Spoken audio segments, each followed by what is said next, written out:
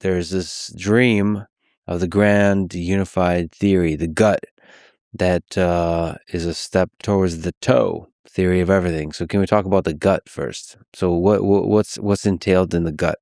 So the gut is short for grand unified theory.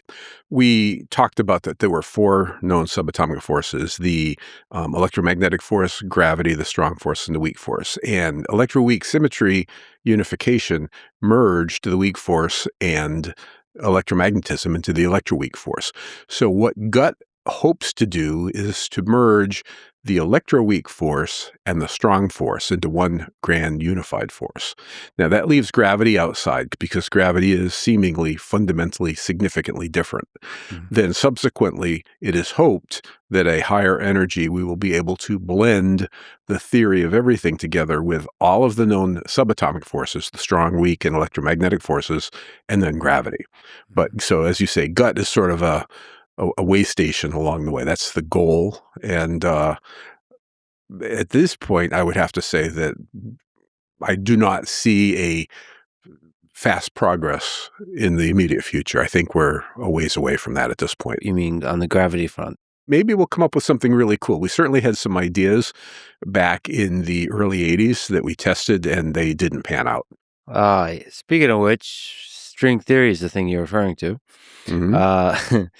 So string theory posits that particles are tiny vibrating strings, and by tiny we mean extremely tiny at the scale of a Planck length. Then there's other leading candidates like loop quantum gravity. Maybe there's some alternate theories in the works. So can you linger on that a little bit more? Do you think a theory of everything exists? So I hold personally that there are rules that govern matter and energy, space, time, and they probably are rules that I don't know. There are probably phenomena I'm not aware of. But I do believe that is a rule that governs reality. And so in that sense, once we understand the rules that govern reality, the fundamental rules, that would be a theory of everything. There are things that are unknowable, like, for instance, inside black holes. We don't know what's inside there, but that doesn't mean that there's not something inside there. So there's a distinction between what we can know and truth. So I do believe that there are the rules. And I do believe that with sufficient time, technology, effort, we will be able to figure this all out. Now, this isn't a thing in my lifetime. It's not a thing in my grandchildren's lifetime or even their grandchildren's lifetime. Whoa. That's a pretty strong statement, right?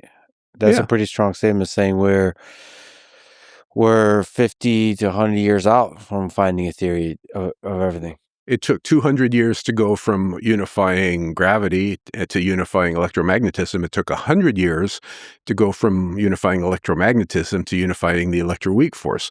Now, you could say, well, gee, that's went from 200 to 100, so it's getting faster. But it's also getting harder because the unification scale is of order 10 to the 15, which we can do the math. That's a quadrillion times higher than the highest energy accelerator we can build today. And it was one thing to, we are reaching diminishing returns. We get something like a factor of 7 increase in particle accelerator energy every 20 years. And so we have to get to a quadrillion times. Now, if you really did believe a factor of 7 every 20 years, then we're talking like 500 years.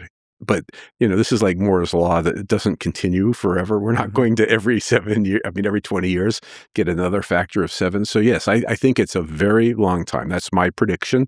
Some people are far more optimistic, and we can talk about that. We should also actually mention that I guess your intuition behind that is not just the part where you come up with a theory that's beautiful and seems to be internally consistent, but you have to have a theory that's making falsifiable, testable predictions. Correct. And you have to have a feasible engineering construction, a methodology for creating an experiment that tests that prediction. So I think a lot of this is 50, 100, 200 years from now, intuition is maybe about the second part of that, which is like you need to have an experiment. Yeah. Yes. Yes, but, let's say, I mean, you alluded to superstrings. I haven't answered that question. I'll table that for a moment. Superstrings is a fascinating idea. I don't believe it, but I love it. I hope it's true. And there's a real, aphorism, and it says you should absolutely never believe what you think. So even if you think superstrings is true, you shouldn't believe it because it hasn't been tested. Mhm. Now, let's say superstring is correct. I mean, hypothesis, it's correct, 100% correct. I don't know it's correct. So I don't care. I mean, it could be correct, but I don't, until it's validated, it's just a wild ass guess. So we have to have a way of validating it. So yes, the empirical side of it is important. I mean, you could wake up tomorrow and have the theory that is the perfect theory, but if I can't prove it, I don't care. If we were to think, this going back to the great courses on the evidence for modern physics, Mhm. we're talking about energy levels and tiny particles to the degree where the kind of prediction we would be making is not accelerator type predictions. So it's probably going to be impossible to build an accelerator that detects something like a string. So you have to make predictions about macro scale behaviors. That's another alternative. It's a different kind of prediction. Sure. Do we even have intuitions about what kind of predictions they would be? So of course, one of the lines of intuitions has to do with black holes, where in the singularity, the physics of black holes combine certain elements of general relativity and quantum mechanics. So there, Mhm. you could see some kind of predictions you can make. But you can't really mess with a black hole. It's not like you can create a black hole in the lab. And the energies that we're talking about, the sizes we're talking about, are inside a black hole, which you can intrinsically never see. Yeah. So, you can only see the outside of a black hole, not the inside of a black hole. So, what you said, you did say something that was incredibly important and incredibly correct and probably won't happen, but that's still good. Okay. So, we have two choices when you talk about superstrings. Either superstrings are correct and they're making predictions up at the Planck energy scale, at which point we have to somehow build facilities that can generate Planck energies. That's possibility one. Possibility two is this theory, which is currently only applicable at Planck energy scales. Someone figures out a way to take those equations and solve them in a way that, say, predicts the mass of the electron. Hmm. Right. And that is a tricky business. I am not a string theorist, so I can't tell you that that's likely, but I can tell you that they've been working on it since the 80s and they haven't gotten very far. Furthermore, if I think it's fair to characterize that string theory is still a vague idea, and that's unfair. But let me tell you why I say that. Because what they have are approximate solutions to approximate equations. And that is already saying that we're a ways away from really getting a handle on that. So yes, if there could be some bright young lad or lass out there, someone listening to this podcast right now, who figures out a way to take superstring theory and solve them in tractable ways that makes predictions from the scale at which they currently apply down to measurable scale today. And if that happens, well, then I might retract my question or my concept. There's a reason why I think that probably isn't true. That's probably not valid. So let me, I love this. All right. So let's back up. I'm going to pitch. I wrote this book for Oxford, Einstein's Unfinished Dream. And Einstein's Unfinished Dream was to come up with a theory of everything. It was unfinished because, well, it's unfinished.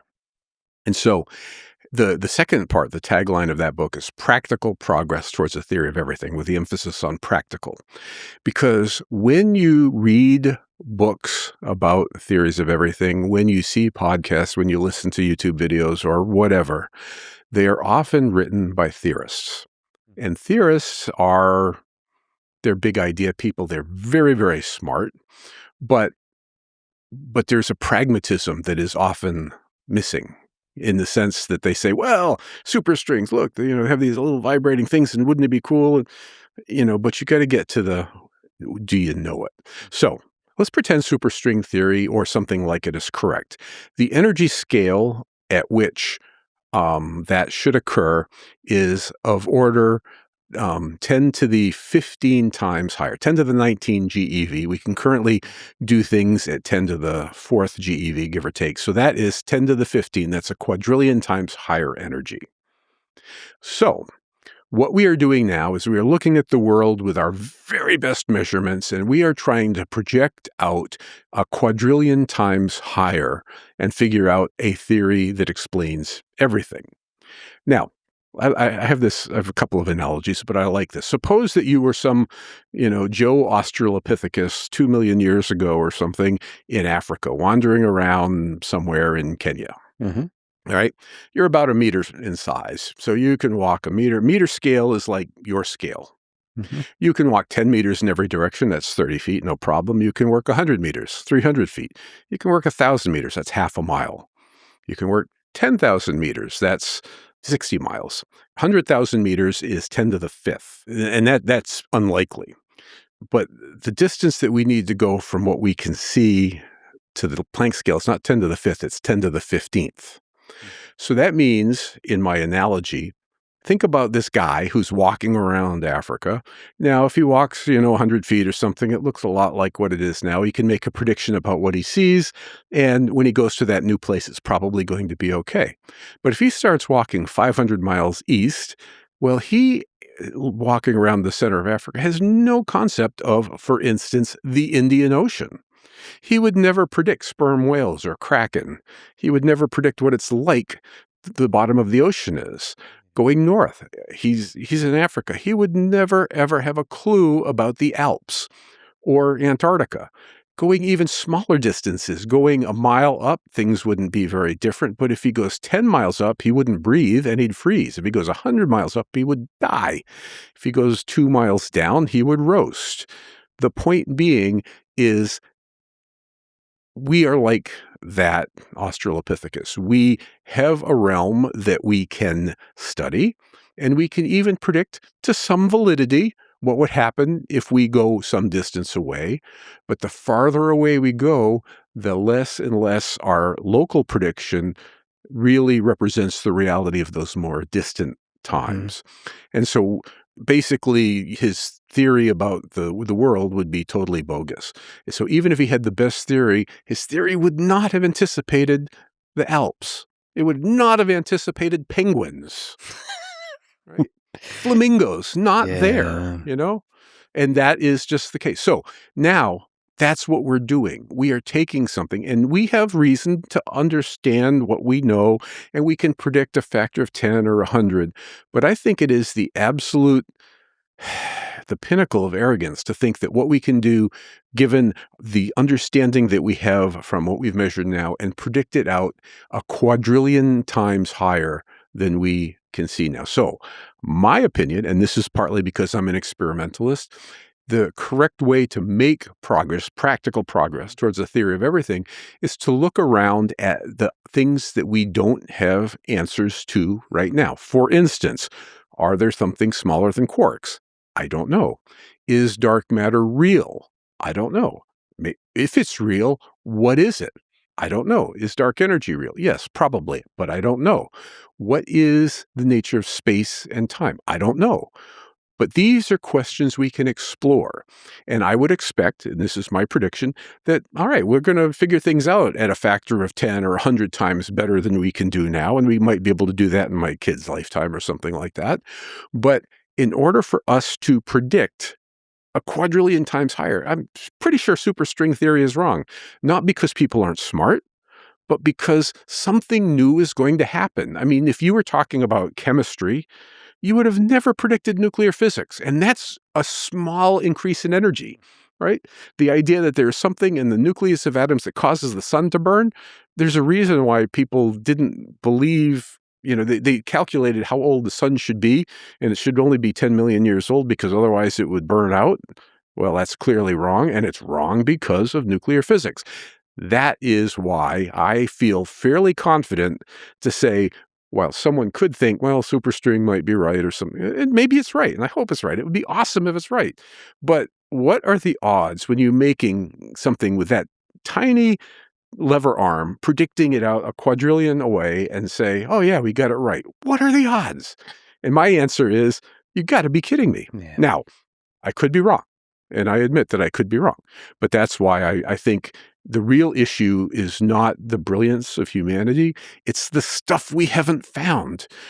We don't know. I mean, the simple one, I'm say it's simple, and it's not, but what is dark matter? Mhm. We don't have a bleeping clue.